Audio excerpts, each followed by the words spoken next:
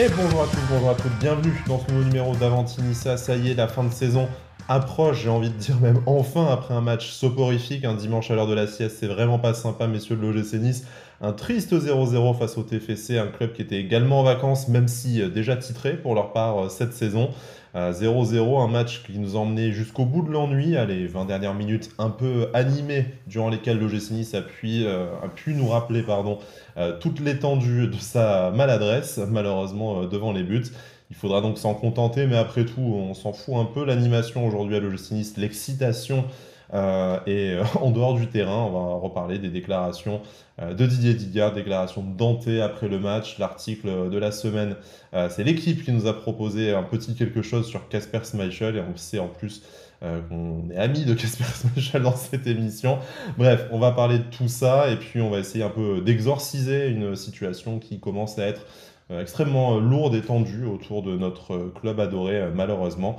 Mais encore une fois, plus que 2 matchs à survivre, même si on ne sait pas si l'été ne sera pas pire au final. En tout cas, on le verra. Pour participer à cette thérapie collective, j'ai le plaisir d'avoir Turkel avec moi. Salut Turkel, comment ça va? Salut Sky, salut Tony. Ben écoute, ça va, mais vivement que ça se termine. Ouais, hein, le cordon doit être rapidement coupé là pour qu'on passe enfin à autre chose, même si, comme je le disais, à voir si l'autre chose sera moins douloureux. Tu as un peu spoilé son arrivée, mais c'est Tony qui nous fait le plaisir de revenir dans l'émission aussi. Salut Tony, bienvenue, comment ça va? Salut à tous, bah ça va très bien, on attend tranquillement la fin de saison. Bon, tranquillement. Je vous sens zen, les gars, et tant mieux. Ça va peut-être un peu redescendre la température de mon côté, puisque bah, l'OGC Nice nous a gratifié encore d'un non-match. Allez, on va être tout à fait juste. D'une honneur de jeu après avec les remplacements, et on en parlera bien entendu quand on reviendra sur notre analyse de la rencontre et du terrain. Ça a été un peu mieux, même si on n'a pas réussi à trouver la faille. On s'est quand même acharné à tirer à côté sur le gardien, même quand les situations étaient propices pour ouvrir le score. Tant pis, au final, il n'y a plus d'enjeu. De toute façon, ça aide quand même nettement à digérer cette nouvelle contre-performance. Commençons peut-être tout de suite par le terrain et le 11 de Didier Digard. Alors, on a coutume de dire ces derniers temps que voilà, les choix de Didier Digard depuis l'affront face au FC Bâle, on s'en fout un peu, la saison est terminée. On aimerait quand même que ces derniers matchs participent à la préparation de la prochaine saison. Et là, reconnaissons quand même, il y a cette titularisation. Alors certes, à la faveur de la blessure de Kefren Turin, bien entendu, dont la saison est probablement terminée. Mais titularisation d'Alexis Beka, c'est probablement la principale information de ce 11. Youssef Attal également qui fait son retour dans le 11 et qu'on avait déjà vu quelques minutes la semaine passée. Et puis le reste extrêmement classique, Schmeichel, Todibo, Dante, Lotomba, Boudaoui, Rosario malheureusement. Buonanni, Mofi l'aborde, donc du coup pas de Reda Belayan par exemple, qui aurait pu être candidat à une apparition dans le 11. On ne va pas parler de Mattia Vitti qui semble définitivement out, tout comme Marcin Bulka. Mais commençons messieurs, voilà, peut-être un 11 mi-figue, mi-raisin. Alors oui, sportivement, c'est peut-être ce qu'on pouvait proposer de mieux, connaissant de toute façon la hiérarchie établie par Didier Digard. On est content de voir Alexis Beka et on va parler un peu de sa performance dans quelques minutes. Voilà, globalement, qu'est-ce que ça vous inspire cette composition d'équipe? On essaye peut-être un peu de faire tourner, de voir certains joueurs, mais vraiment la rotation, elle se fait au minimum. Bah, écoute, moi, en fait, j'ai eu du mal à le comprendre, cette compo, tu vois. Le gars, il comprend pas les supporters, moi, je comprends pas ces compos. C'est marrant, hein. Mais alors, j'ai pas compris la titularisation d'Atal. Je vois pas ce qu'il a justifié. Moi, franchement, Lotomba à droite et Bard à gauche, ça m'aurait pas posé de problème. Quant à la titularisation de BKBK, enfin, on le voit sur un terrain, quoi. Enfin, Il aura fallu la ça fait. blessure de Kefren Turin, mais finalement que tu n'aies quasiment pas de choix. Oui, oui, oui, c'est ça qui est fou. Mais bon, il persiste pourtant avec Rosario au milieu de terrain. Je suis désolé, moi, enfin, bon, pour les auditeurs, moi, je suis pas du tout, mais du tout convaincu par ce joueur depuis son arrivée chez nous. Et là, on avait Diop qui était dispo.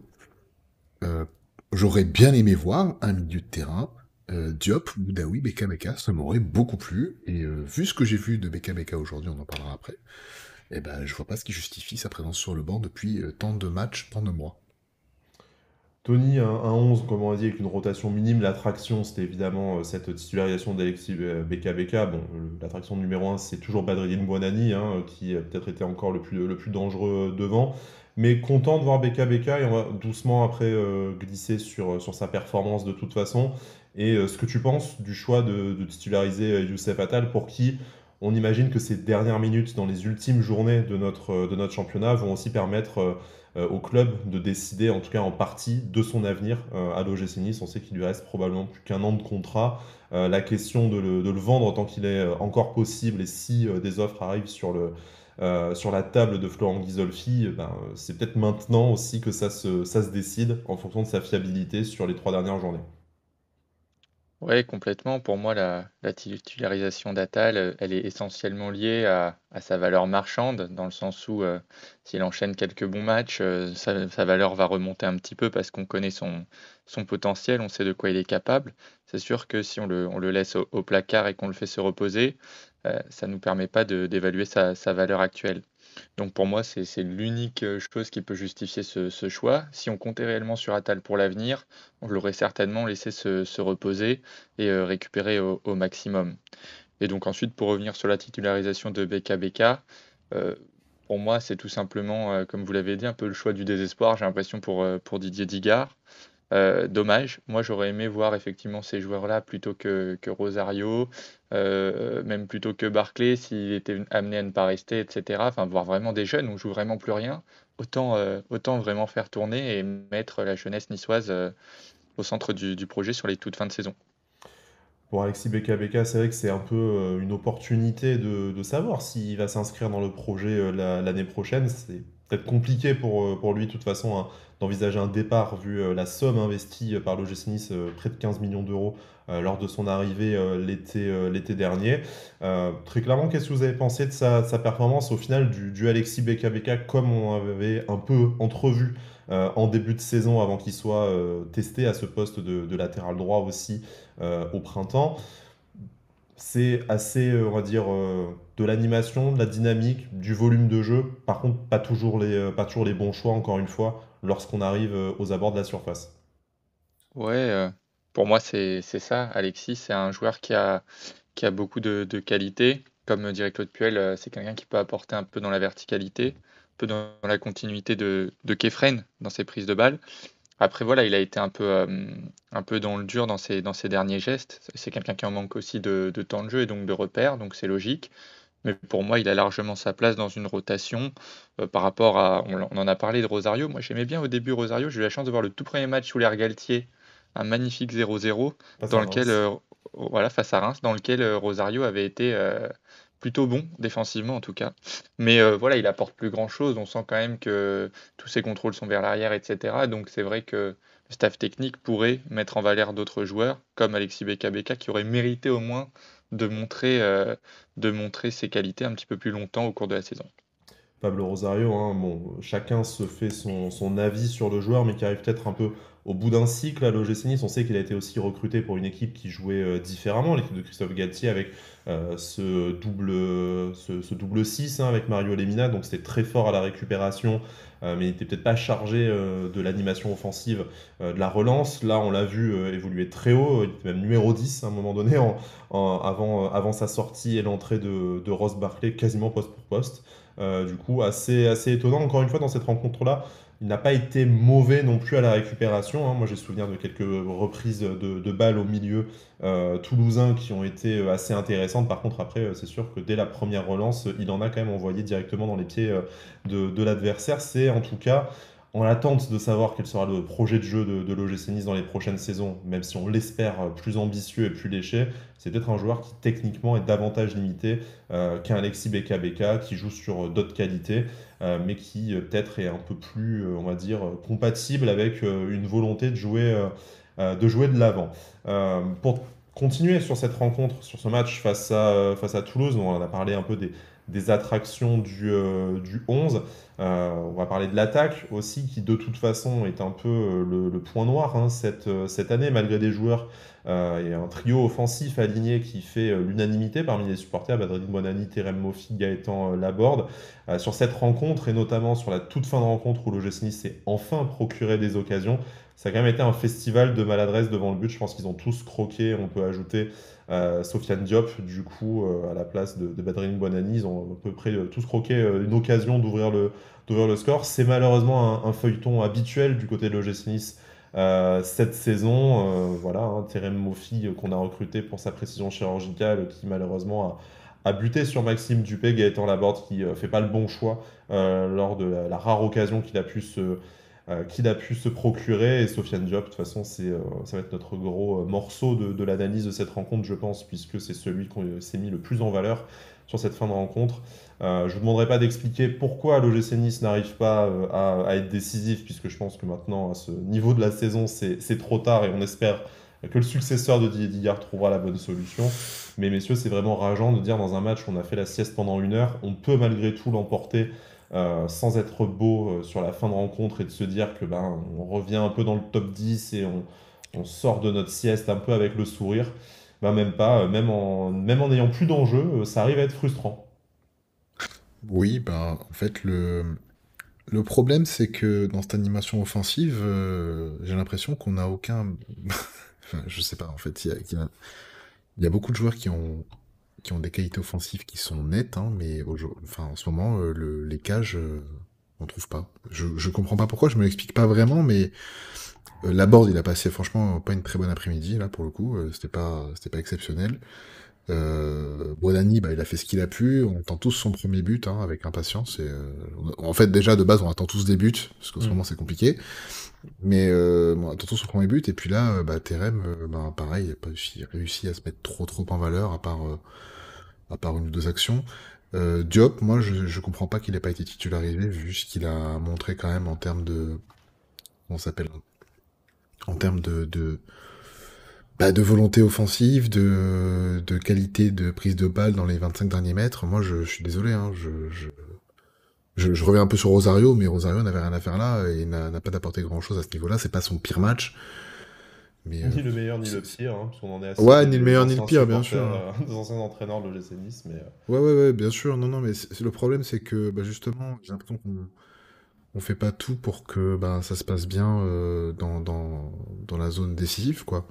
Et après, enfin, ce manque d'efficacité, je pense qu'il y en a beaucoup qui se jouent dans la tête aussi, hein.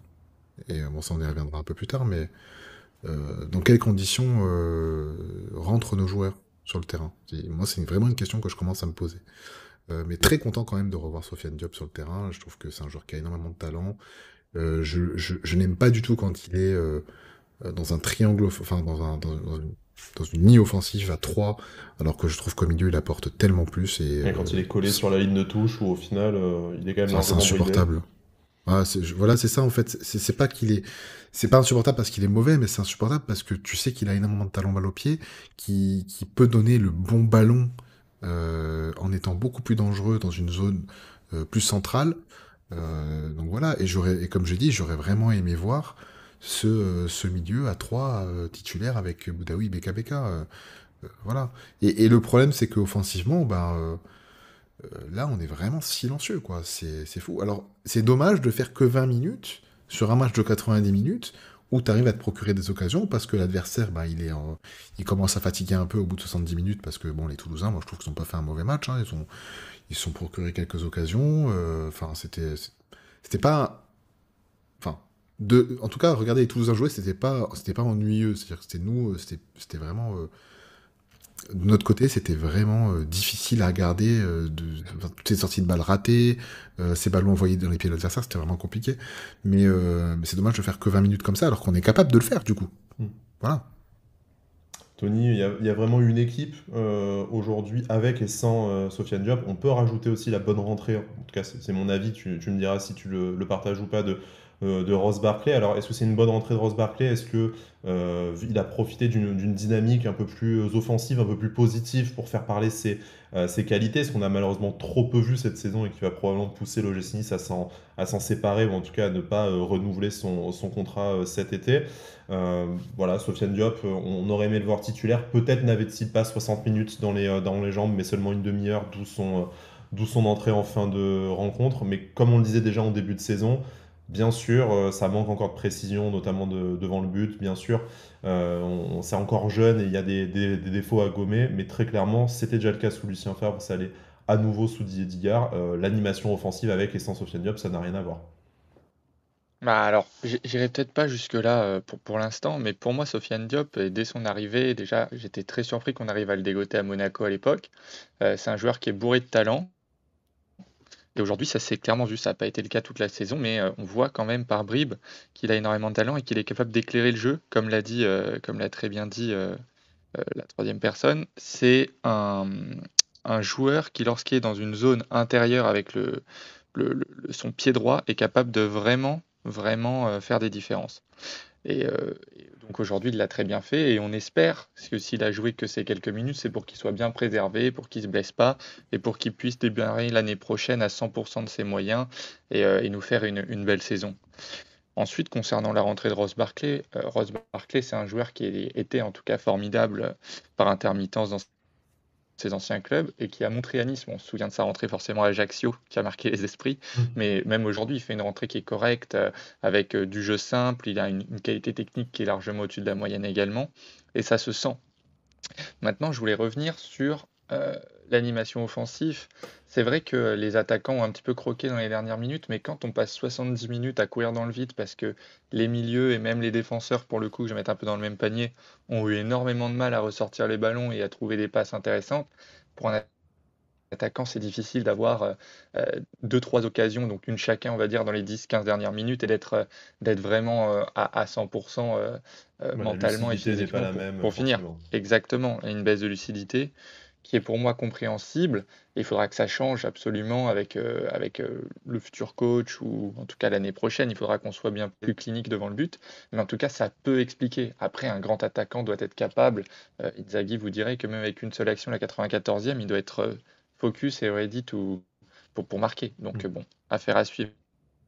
Faire à suivre effectivement la saison prochaine probablement, hein, c'est pas pour les deux matchs qui nous restent face à Montpellier et la réception de Lyon qu'on attend forcément un grand changement là-dessus, de toute façon sans effet sur le classement, quoique hein, l'OGC Nice, on le disait pour rigoler, pourrait sortir du top 10, hein, mais bon du coup là pour l'instant calé à la 9e place à la faveur de la différence de but, mais seulement un point devant Reims 11e, donc ça pourrait quand même aussi basculer dans le mauvais sens, hein, même si voilà, hein, Clermont est aussi un point devant. En gros, entre la 8e et la 11e place, tout peut encore se faire. C'est pas franchement les places où on aurait aimé, enfin, pour lesquelles on aurait aimé lutter à la toute fin de la saison, mais bon, il faudra s'en contenter.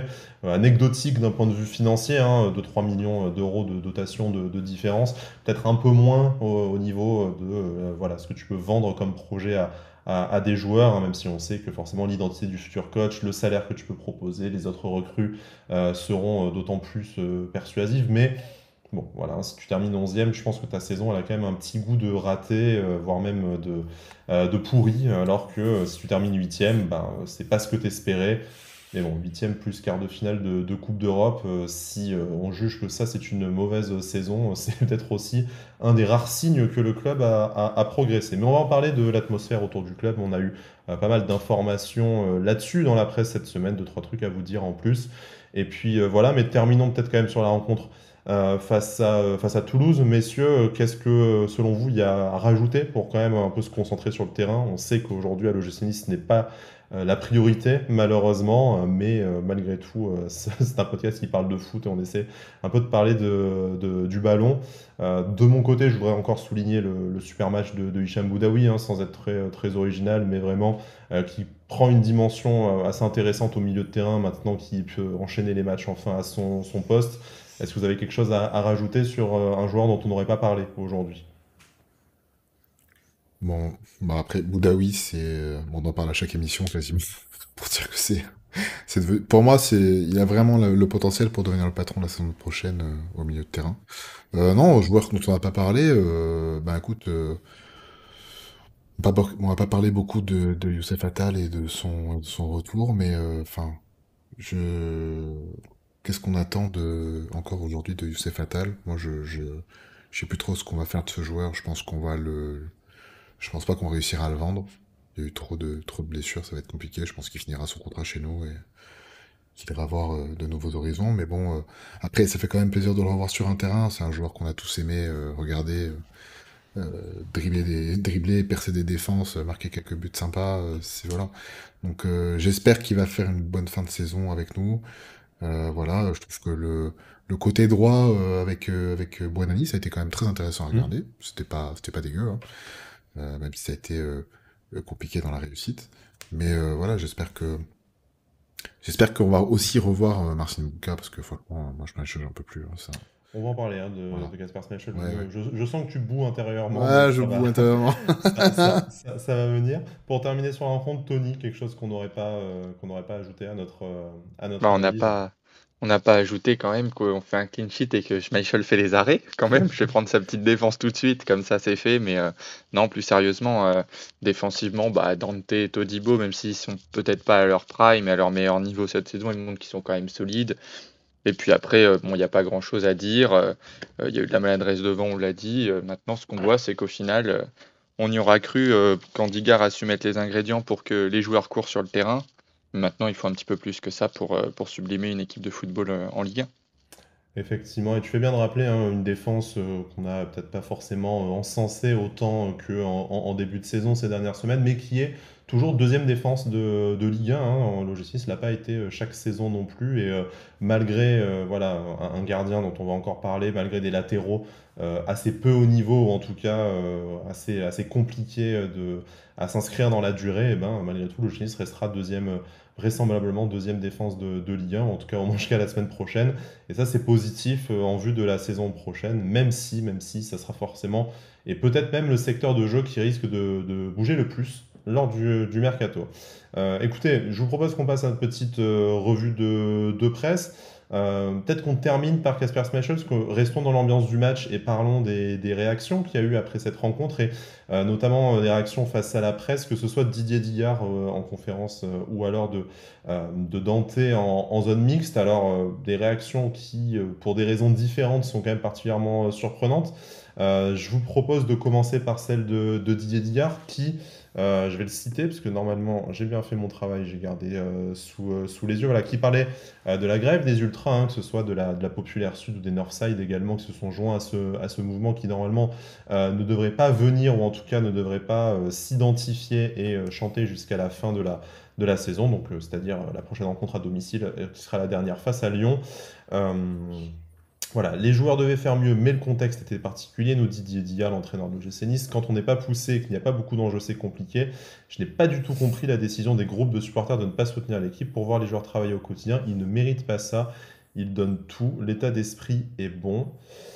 Si c'est contre le club, il y a des moyens différents. C'est décevant. On est Nice, on n'est pas Manchester City, on peut passer à côté. Voilà, j'ai déjà connu les saisons du maintien, c'était pas comme ça, blabla. Mais voilà, pour rester sur vraiment euh, le début de la citation, est-ce que pour vous déjà Didier Digard met le doigt sur quelque chose d'intéressant, ou est-ce que malheureusement c'est aussi symptomatique de sa propre déconnexion avec le public et avec l'environnement de l'OGC Nice? Est-ce que surtout après ce match-là, mais de toute façon, quand on voit les derniers mois de compétition, on peut vraiment dire sans trembler des genoux que voilà, les joueurs ne méritent pas ça, que l'état d'esprit est bon, qu'ils donnent tout, et que de toute façon, là, à la limite, en fait, si les joueurs n'ont pas couru, c'est la faute des supporters qui n'étaient pas là pour leur crier dessus. Enfin, j'ai du mal à l'interpréter différemment comme sortie, honnêtement. Je sais pas de votre côté. Ouais, pour moi, il disjoncte un petit peu sur sa déclat. Je suis pas vraiment d'accord avec ce qu'il dit. Certes, on n'est pas Manchester City, pas besoin de nous le rappeler, mais on est en droit d'attendre, et c'est vrai qu'on a connu des saisons de maintien, mais ce qui a toujours été dans l'ADN un petit peu du club, et notamment moi quand j'étais plus jeune au Ray, ou au Rail comme vous voulez, c'était vraiment cet état d'esprit combatif que l'ensemble de l'effectif pouvait avoir. en toutes circonstances. Même quand le jeu était, excusez-moi du terme, dégueulasse, on avait des joueurs qui se bagarraient sur le terrain et qui étaient à 100% pour défendre le maillot de Nice. Et je dis des joueurs, mais il y avait aussi des coachs, même s'il y a eu des ratés, des années Antonetti par exemple, où on sentait quand même qu'il y avait une vraie défense de nos couleurs sur le terrain et en dehors. Et aujourd'hui, ça s'est perdu. Notre coach, même s'il est du cru, on n'a pas senti, même si sur quelques matchs, le GC Nice a retrouvé son intensité, on sent que ça repart. Et en fait, ce qu'on reproche aux joueurs, en tout cas moi en tant que supporter, c'est vraiment de ne pas avoir une intensité similaire tout au long de la saison. Quand on est capable de faire des matchs comme on l'a fait par moment, que ce soit contre Marseille, où dans l'intensité c'était excellent, on a retrouvé un petit peu ces valeurs-là. Et quand on voit un match, même si on ne joue plus rien aujourd'hui, mais contre Bâle, je suis désolé, on est en droit d'être en colère parce qu'il y a un manque d'investissement qui est clair, net et précis sur certaines rencontres. Et moi, c'est surtout ça qui est gênant, je pense, pour l'ensemble des supporters, c'est ce non-respect de notre institution. Et on est l'OGC Nice, donc certes, on n'est pas Manchester City. Ce qu'on demande, c'est qu'on respecte notre institution, tout simplement. Torkel, Tony le rappelle justement, les années maintien, il y avait quand même un autre investissement de la part des joueurs, une autre défense de notre maillot, de notre institution. Dans les joueurs, il y avait notamment Didier Digard, hein, qui est effectivement bien placé pour parler de cette époque-là. Par contre, visiblement, il n'a pas le même souvenir que nous. Moi, je lui aurais répondu, déjà aussi à cette époque-là, il y avait quand même des descentes au centre d'entraînement qu'il a connu et qui étaient quand Bah même oui. autrement plus violentes et autrement plus, on va dire, inquiétantes, susceptibles Il de se mettre la rappelle pression pas sur les joueurs de. que une grève des encouragements. Donc après, s'il veut revenir à un ancien mode de fonctionnement, je pense que ça peut intéresser certains leaders de groupes de supporters. Il faut leur passer le message. Mais voilà, là très clairement, oui, Je enfin, crois que grève de supporters, je peux comprendre qu'ils regrettent de jouer face à un stade vide, puis ça n'intéresse personne, aucun joueur pro, j'imagine, de faire ça. Maintenant, encore une fois, je me répète, hein, mais les joueurs ne méritent pas ça, ils donnent tout, l'état d'esprit est bon. J'ai du mal à comprendre comment tu peux voilà, dire ça c'est devant un lunaire, écran, hein. une caméra. C'est lunaire. Enfin, surtout venant de lui, en fait. Moi, c'est ça qui me surprend le plus. C'est complètement lunaire. Je pense qu'il se rappelle pas d'une certaine descente. Je sais même pas s'il était encore là d'ailleurs. Mais veille ou avant-veille de Lyon-Nice, où finalement ça finit en retournée de Carlos Eduardo. Le problème, pour moi, c'est pas un problème de respect, de valeur, je sais pas quoi, machin. Déjà, le premier problème, c'est que les joueurs qu'on avait à l'époque, comme le rappelait Tony tout à l'heure très justement, c'était pas des cadres techniques ou des mecs qui avaient autant de talent que les joueurs qu'on a aujourd'hui, mais c'était des mecs qui avaient autrement plus de classe en portant notre maillot, déjà d'une. Et je parle des José Cobos, mais je peux très bien parler de Renato Sivelli ou de mecs comme, je sais pas, je dirais Dario Vitanic, ce genre de mecs-là, qui ont aussi connu des saisons difficiles, hein, on a frôlé le maintien, ou je parle même de Mathieu Bodmer, voilà, qui est autrement plus de classe que des mecs qui sont là actuellement sur le terrain. Euh, les valeurs du club, c'est avant tout euh, respecter le maillot, respecter ce blason, respecter les supporters. On ne demande pas de jouer la Coupe d'Europe tous les ans, nous. Enfin, en tout cas, les plus anciens d'entre nous, ce qu'on transmet, c'est pas ça. J'ai pas Et, spécialement je... envie d'être Manchester City, hein, Et on personnellement, n'a pas non plus. spécialement envie d'être Manchester City, très certainement pas. Bon, Exactement. malgré tout leur succès, etc. Sachant que c'est pas l'argent qui manque pour le coup, hein, pour le faire, on pourrait créer des filiales, etc., mais ça ne marche pas. Ce qui me pose problème, moi, aujourd'hui, déjà, c'est un peu cette condescendance en mentionnant Manchester City. On est Nice, oui, et donc ça implique de respecter ce club, l'institution, et l'institution, avant tout, c'est nous qui la faisons. C'est nous qui sommes là au stade, qui payons des maillots, des produits dérivés, des tickets, parfois à des prix exorbitants depuis cette saison, voire la saison dernière, pour voir des joueurs qui sont pas... je sais pas, les mecs... Enfin, il y a un problème de valeur là. Enfin, je suis désolé. À un moment donné, quand tes joueurs ils gagnent je sais pas combien de milliers d'euros sur un terrain, je veux pas faire mon réac là-dessus, hein, Mm. mais dire que t'as besoin de tes supporters pour te bouger le cul, quand t'as des moments difficiles, je comprends ça. Là, tu ne joues plus rien. Dans ce cas-là, organiser des matchs amicaux de fin de saison, alors. Je sais pas, moi. Je veux dire, à un moment donné, t'es un joueur professionnel, t'es devant ton public. C'est une question d'estime de soi. Respecte-toi un peu, joue, quoi. Oui, puis les enjeux individuels pour le mercato à venir Mais également, bien là, qui sûr. devraient rentrer en ligne de compte. Bon, Mais à bien la sûr. décharge de Didier Digard, il termine, parce que j'ai pas envie qu'on me reproche d'avoir un peu coupé la citation au moment qui m'arrangeait. Euh, Si je peux faire quoi que ce soit pour rétablir le lien avec les supporters, je le Oui, ferai. Nice sans les supporters, c'est inconcevable. Je ne le veux pas, donc bien entendu, hein, Didier qui connaît l'importance des supporters pour avoir été le bien capitaine sûr. d'une équipe qui jouait le maintien. Mais voilà, aujourd'hui, quand tu vois les performances de ces 3 derniers mois de l'équipe, alors que les supporters ont été fidèles, ils ont même été nombreux à se déplacer en Coupe d'Europe et puis sur les terrains de Ligue 1 de toute façon ces derniers mois, et à accepter un peu tout ce qu'on a pu cette saison et les précédentes de la part de la direction et de la part des joueurs. Hein. On va pas reparler du Stade de France, mais voilà, ça en fait partie également. Ouais, C'est peut-être un peu, voilà, un peu poussé de nous mettre ça de nous mettre ça sur le dos. Hein. Bon, j'ose ouais. espérer que c'est de la maladresse et que c'est de la frustration de sa part, effectivement, de ne pas pouvoir compter sur le public niçois de dire ça. Mais bon, les mots ont un sens et là, très clairement, je ne pense pas que ça participera à la réconciliation avec les supporters, malheureusement. Mais bon, Si je puis me espérons. permettre, Bien sûr. j'ai lu le communiqué des Northside. C'est très grave quand même que eux ils en arrivent là, alors que bah, dernièrement je trouve que ils ont été très bons. Mm. Et franchement ils m'ont surpris parce que je m'attendais pas du tout à ce que ce soit aussi bon avec le petit groupe. Pour l'instant ça reste un petit groupe, mais qui a de grandes envies et qui espère progresser à l'avenir, qui sont, enfin, si clairement c'est vrai et qu'ils ne sont pas soutenus par le club pour s'organiser et pour faire une vraie tribune qui réponde à la Populaire Sud, franchement, je sais pas ce que le club a en tête. En fait, je sais pas ce qu'ils veulent. À un moment donné, il va falloir choisir. J'ai l'impression qu'en fait, les supporters, la frange plus ultra des supporters, ça leur pose un problème en fait ces dernières années. De la gérer, mais aussi de l'avoir. J'ai l'impression qu'il y a un problème avec ça. Et j'aimerais que ça ne soit pas le cas, mais malheureusement, si c'est des Anglais qui gèrent, je pense qu'ils aiment pas trop ça. On sait comment ça s'est passé les hooligans en Angleterre il y a une trentaine d'années. Et à mon avis, ils sont pas trop fans de ce truc-là. Donc, qu'est-ce qui se passe à ce niveau-là? J'aimerais bien le savoir. Et effectivement, comme l'a dit bah, le coach, ce serait bien de rétablir le lien à un moment donné. Pas simplement faire des événements, machin, etc. Mais parler en fait. Qu'est-ce qu'on fait dans le futur? Qu'est-ce qu'on organise? Quelle place on leur donne? Et quelle place on accepte qu'ils prennent? Voilà, il y a tous ces paramètres-là. Pour l'instant, moi, j'ai l'impression qu'il n'y a pas de discussion du tout. Et le communiqué des Northside, ça me fait un peu peur à ce niveau-là.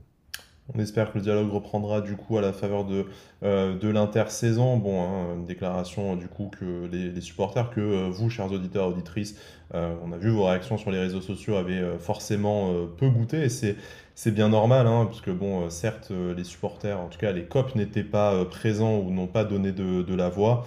Mais bon, hein, ça vient d'une personne qui disait après le 6-1 face à Montpellier qu'il n'accepterait jamais moins que ça, ou que pas plus tard que la semaine dernière face à Strasbourg, il ne voulait plus jamais revoir ça. Bon, bah, on a encore vu une équipe apathique aujourd'hui. Alors certes, on n'a pas pris de but dès la première minute, c'est positif. Mais voilà, c'est un peu facile de se défausser sur les supporters. Mais malheureusement, comme tu le disais, Turkel aussi, on a l'impression que ces derniers mois et ces dernières années, du côté de l'OGC Nice, ça a été un peu souvent le cas. C'est un peu souvent la faute des supporters et voilà, qui malheureusement ne comprennent pas ou sont ingérables ou je ne Ouais. sais quoi. Mais bon, bizarrement, le club ne se porte pas spécialement mieux en attendant. On va continuer du coup dans les déclarations choc. Alors cette fois, je pense qu'on ne peut pas être plus d'accord avec une déclaration de Dante. Alors lui qui nous a quand même habitués à des déclarations extrêmement policées et politiques de il faut faire notre autocritique, il faut se remettre au travail, tout ça. Là, je vais vous résumer parce que c'est son intervention et je vous invite à aller la voir, notamment auprès des médias locaux et de France Bleu Azur en premier lieu, mais également retranscription texte sur le site d'RMC Sport. Sur la gestion notamment de cette saison et de prochaines semaines, Dante tacle le manque de lucidité de la direction.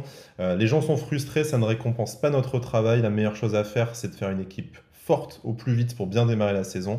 Cette saison, on le sait très bien, au dernier jour du mercato, il y a 6-7 joueurs qui sont partis, 6 qui sont arrivés. C'est compliqué, il faut simplement ne pas faire les mêmes erreurs. Dans le reste de sa déclaration, Dante souligne également qu'il faut construire une équipe de compétiteurs, peut-être un petit clin d'œil à Kasper Schmeichel, on y viendra, mais également qu'il faut voilà, commencer très vite la saison. Il y aura 4 matchs de moins la saison prochaine, 34 journées à la faveur de la réduction de la Ligue 1 à 18 équipes. Du coup, messieurs, qu'est-ce que vous pensez de cette déclaration de Dante qui incarne bien son rôle de capitaine, bon, qui peut-être se sent un peu plus à l'aise pour parler de ça maintenant qu'il a signé sa prolongation de contrat. Bon, je fais peut-être du mauvais esprit, mais en tout cas, c'est un peu inhabituel venant du capitaine de l'OGC Nice, mais ça fait du bien à entendre, parce qu'en fait, ce que nous, supporters lambda, pensons et disons ces dernières années, on se rend compte qu'en fait, on n'est peut-être pas tant à côté de la plaque si un immense champion comme Dante arrive aux mêmes conclusions. Euh, En fait, ce que j'aime bien dans cette décla, c'est que déjà ça change un petit peu. Ça, franchement, ça fait du bien parce que c'est vrai que les déclarations un peu lissées de la com du club, on en a un peu marre, hein. Franchement, ça, c'est plus possible de. Et c'est bien que ce soit le capitaine qui le fasse aussi. Donc, voilà, Dante, c'est quelqu'un qui, je pense, a un immense respect pour le club et pour les supporters. C'est quelqu'un qui, pour moi, a toujours mouillé le maillot et nous a globalement toujours respectés. Même si c'est pas le mec qui va forcément aller communiquer avec les supporters, etc. C'est pas ce genre de mec-là. Mais il fait son boulot, il le fait bien, il se prépare bien, il fait tout pour que ça fonctionne. J'aime bien en fin de déclat ce qu'il dit, ça remonte un petit peu, parce que il parle d'Ineos, en gros du projet global, mais il parle aussi des joueurs un petit peu qui sont là. Et ça c'est bien. Et du coup ça fait écho à ce que je disais tout à l'heure. Il dit, avoir une opportunité de jouer comme ça en Ligue 1, il faut prendre du recul et avoir du respect pour soi-même. Et moi c'est ce qui me manque en ce moment. J'ai l'impression que les joueurs ne se respectent pas. Euh, Clairement, si un capitaine fait une déca comme ça à 2 journées de la fin de saison, c'est pas anodin, hein. Bon, le mec, il a quand même une oreille un petit peu sur ce qui se passe dans le club, même s'il dit qu'il peut pas, voilà, il peut pas.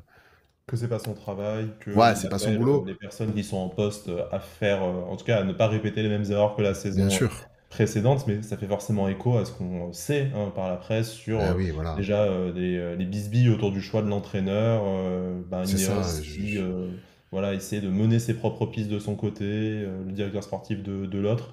Forcément, quand on est sur le terrain, on doit se poser des questions, même si pour Dante, la question de son avenir à l'OGC ne se pose pas. Mais pour d'autres Non. joueurs comme au hasard Todibo et Thuram, forcément ça n'a pas du tout le même impact. Bah bien sûr, voilà, c'est ça le truc. C'est que là, clairement, c'est faites tout pour conserver nos bons joueurs, dégager les mecs qui servent à rien, et arrêter de recruter des joueurs et de les empiler pour créer un effectif en fin de mercato. Et il le souligne très bien, 6 7 joueurs qui arrivent le dernier jour. C'est ce qu'on disait au début de saison, hein, de toute façon, on en avait déjà parlé. Enfin, à un moment donné, un peu de lucidité, un peu de logique, et un peu comment dire, de compétences, quoi. Enfin, je veux dire, c'est bien de vouloir faire quelques joueurs, mais à un moment donné, s'ils arrivent tous en fin de préparation et que bah, du coup ils connaissent personne et qu'ils n'ont pas d'automatisme, et ben tu perds 5 à 10 journées en fait. Donc c'est un vrai problème. Mais c'est bien qu'il souligne ça parce que ça veut dire qu'il est impliqué aussi. Il se sent impliqué dans ce projet-là. Il a envie que ça progresse. Donc moi enfin c'est un bon tacle pour le projet, pour la direction et je mettrais même Jean-Pierre River dans le lot parce que j'ai l'impression qu'on le voit plus beaucoup et que c'est de pire en pire et que de toute façon on le verra plus l'année prochaine. À mon avis, on le verra de moins en moins.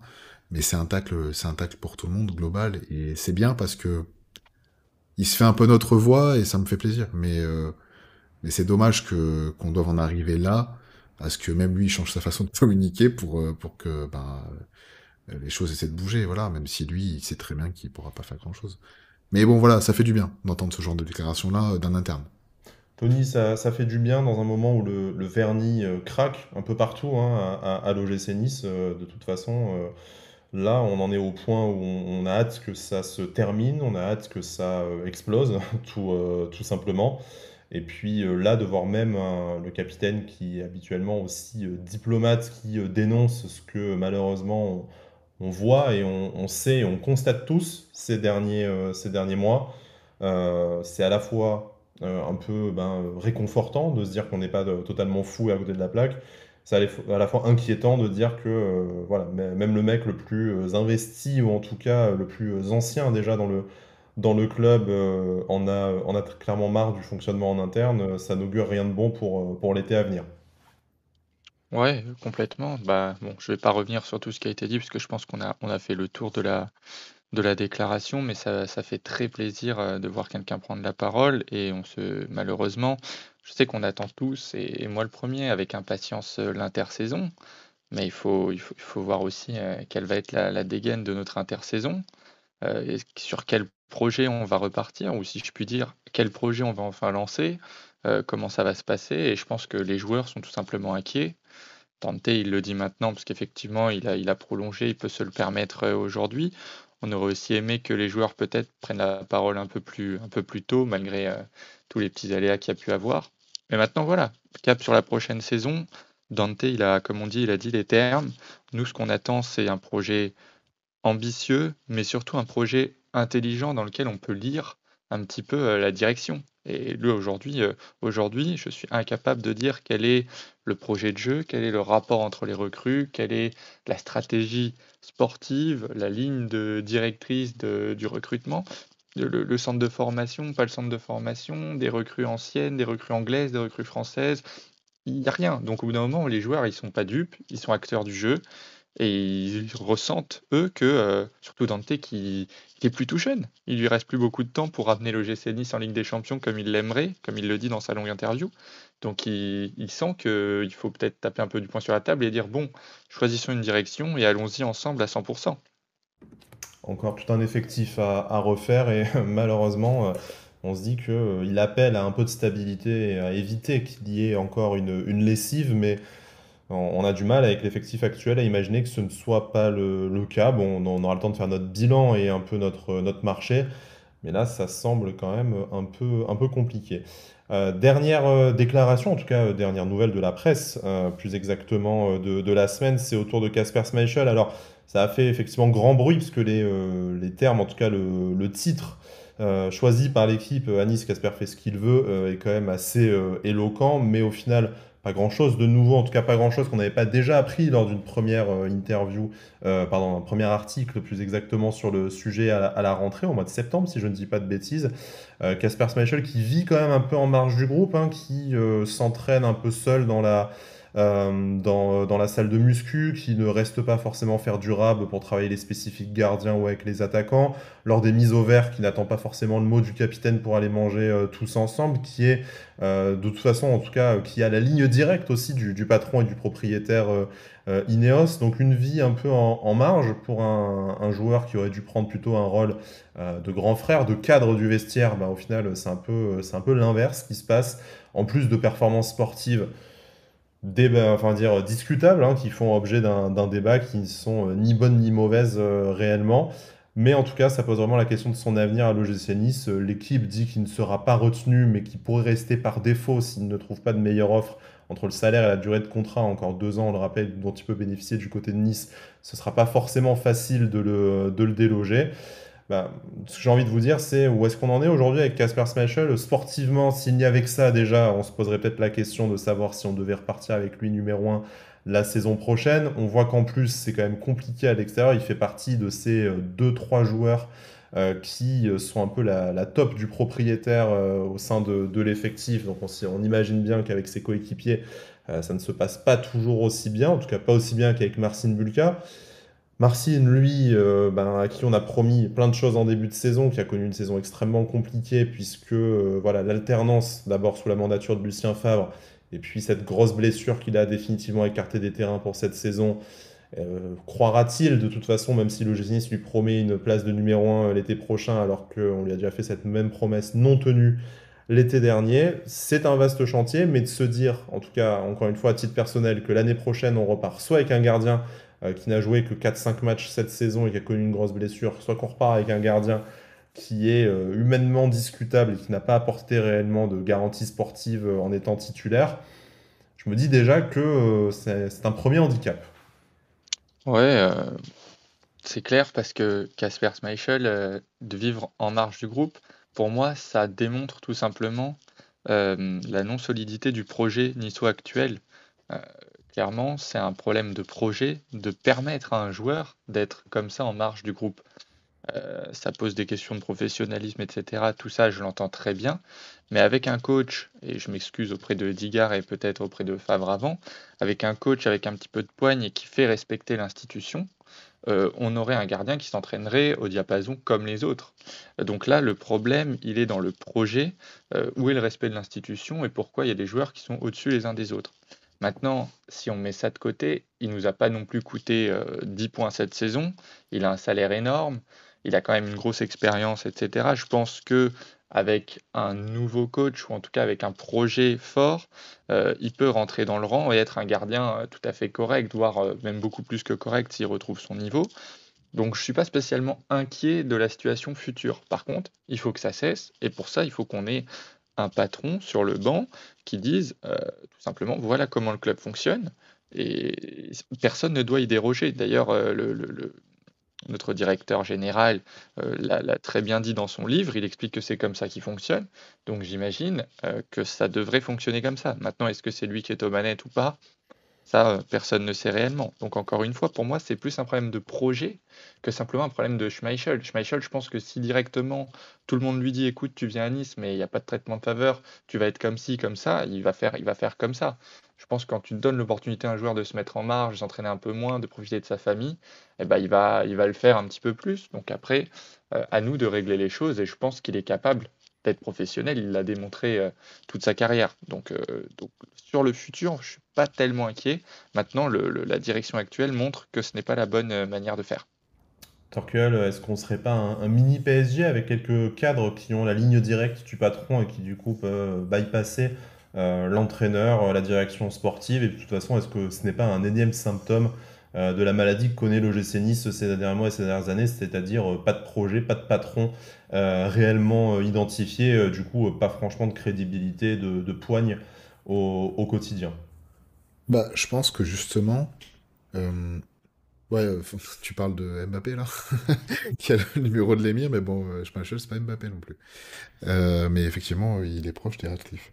Moi, ce qui me pose, en fait, je pense qu'on tient et Tony l'a précisé en parlant de Bokeh. Euh, pour moi, c'est même pas au coach de définir ça, c'est vraiment au directeur sportif ou un directeur général. C'est lui qui va aligner sportivement le projet. Donc, ça veut dire aussi intervenir quand il y a des choses au niveau de l'effectif, etc., qui lui plaisent pas, et des comportements aussi. Seulement, qu'est-ce qui s'est passé cet été? On n'avait pas de directeur sportif. Donc, quand il est arrivé, Schmeichel, tapis rouge, il rencontre vraiment personne qui lui parle un peu de comment ça va fonctionner ici, etc., puisque la ligne n'était pas claire, et que le projet n'était pas clair à ce niveau. Donc, on peut se reprocher aussi son attitude depuis le début de saison. Maintenant, effectivement, même si moi, j'étais pas emballé les premiers mois et que je voulais voir Bulka titulaire, sportivement, il a quand même fait des choses qui étaient très intéressantes, ça, je peux pas le lui reprocher, même si je le surnomme toujours Goéland depuis le début de saison, ce sera un peu mon gimmick. J'aime pas quand il lève les bras, ça m'énerve, je déteste ça. Mais effectivement, moi, j'ai pas envie qu'on continue avec lui, je suis très clair là-dessus. Pour moi, il a pas les valeurs et l'âme du club, comme beaucoup de joueurs chez nous, hein, mais lui encore moins que les autres, et lui, pour quelle raison je veux pas qu'il continue? C'est parce qu'il devrait être un lead, il devrait être quelqu'un qui guide les plus jeunes, il devrait être quelqu'un qui prend au corps un projet comme celui-là pour l'amener au plus haut. Et pour moi, il est venu en vacances, là. Et ça m'énerve. Moi, C'est c'est pas possible. Enfin, tout, un mec comme tout le Kasper contraire. Schmeichel, j'attends Final. plus que lui. Mm. Tu vois? J'attends plus que ça. Je peux pas accepter ça. Je peux pas accepter le minimum. Je dois attendre le maximum. Et j'ai eu même pas le minimum, en fait. C'est ça qui m'énerve. Et quand je vois des trucs comme ça sortir dans la presse, alors peut-être que des choses sont exagérées. Pardon. Peut-être que des choses sont exagérées, mais il n'y a pas de fumée sans feu. Tu peux pas être un professionnel à ce niveau-là, avoir gagné, je sais pas combien de titres avec Leicester, je m'en fous. J'en ai rien à faire. Tu viens chez moi, dans mon club, ben tu respectes. Tu peux être Mbappé, tu peux être Messi, tu peux être Schmeichel, j'en ai rien à faire, quoi. À un moment donné, stop. Et par contre, ça, c'est un truc que je peux reprocher à Dante, c'est de pas l'avoir mis au carré dès le départ. Ça m'énerve, voilà. C'est à peu près ce que j'avais à dire là-dessus, mais c'est insupportable, quoi. Enfin, et je comprends que les gens en aient marre, même si on peut accepter des performances sportives qui sont positives, il a fait belle performance, on peut le dire, avec aussi quelques ratés. On peut pas tolérer une attitude pareille. Sachant hein, que pendant que vous donniez votre avis sur Casper Schmeichel, il y a, alors bon, c'est un peu gossip Instagram, hein, je suis désolé, Marcin Bulka, qui a publié une story, notamment une citation qui dit la seule chose que j'aime plus, que je déteste plus qu'un menteur, c'est un menteur qui me prend pour un con, avec en plus de ça des points d'exclamation rouge et noir en dessous. Alors bon, voilà, je vous laisse faire votre interprétation, mais à mon avis, comme on le disait, ça s'est déjà mal passé l'été dernier avec l'OGC Nice. Je serais extrêmement surpris que ça se passe mieux cet été. Bon, peut-être qu'après c'est de l'interprétation de ma part, mais une situation également compliquée pour Marcin Bulka. Alors, bon, on l'a peu vu et il surfe sur son capital sympathie et son parcours en Coupe de France la saison dernière. On espère pour lui qu'il aura une suite de carrière possible et qu'il pourra s'installer au poste de numéro 1 dans un club ambitieux. On ne saura jamais si vraiment la saison a été différente avec lui dans les buts, mais bon, voilà, très clairement, on n'a pas l'impression qu'on est sur une suite positive entre Marcin Bulka et l'OGC Nice. À suivre également du coup ben, nos deux derniers débriefs, hein, les matchs face à Montpellier, face à Lyon qui vont enfin clôturer cette saison. Et puis on vous communiquera tous les détails dans les prochains jours, mais on aura le plaisir d'organiser une grande libre antenne en direct sur Twitch avec notre ami Pancho du club Pancho. On co-animera ça un soir de la semaine après la fin du championnat, après le dernier match face à Lyon. Bah, écoutez, hein, ça sera vraiment libre antenne pour le coup. Vous viendrez, vous connecterez, on essaiera de tous vous faire passer. On n'aura pas d'heure maximum, en tout cas, tant que le sommeil ne viendra pas à nous. Mais voilà, tout ça pour vous dire, on aura l'occasion de débriefer tous ensemble de ça. Et puis je pense que dans les 2 semaines qui arrivent, hein, d'ici là, il y aura probablement encore plus d'informations sur ce qui se passe en backstage. Peut-être un nouvel entraîneur, on verra. Mais on aura besoin de faire notre catharsis tous ensemble. Turkel, Tony, merci beaucoup de m'avoir accompagné pour ce débrief, hein. Bon, très clairement, les émissions en ce moment, on passe quand même beaucoup plus de temps sur l'extra sportif que sur le terrain, malheureusement, hein. C'est pas spécialement une volonté de notre part, mais il y a quand même plus de choses à dire au final. Mais je vous remercie de votre présence, de votre pertinence, de votre fidélité, comme d'habitude. Vous nous retrouvez sur Apple Podcast, sur YouTube, sur Spotify, sur Deezer, sur Amazon Music, sur je ne sais quelle autre plateforme. N'hésitez pas à vous abonner, ça nous donne un peu de force, ça nous aide à préparer la saison prochaine. Mais d'ici là, Issa Nissa. Issa Nissa. Issa Nissa.